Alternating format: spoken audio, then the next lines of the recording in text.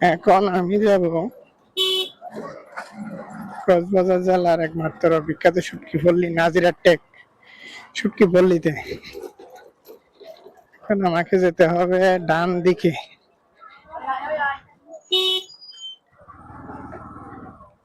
ডান দিকে হচ্ছে নাজিরার টেক শুটকি পল্লী।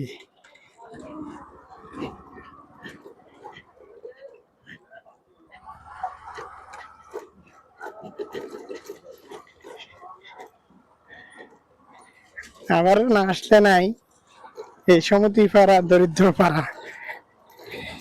এখানে রোডের কি অবস্থা দেখেন।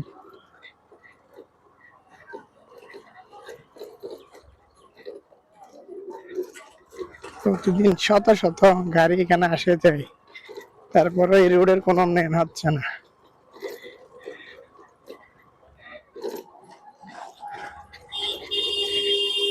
এক সরকার যাইতে অন্য সরকার আসে, এদের অবকাঠামোগত উন্নয়ন হবে হবে সবাই আশায় থাকে, কিন্তু হয় না।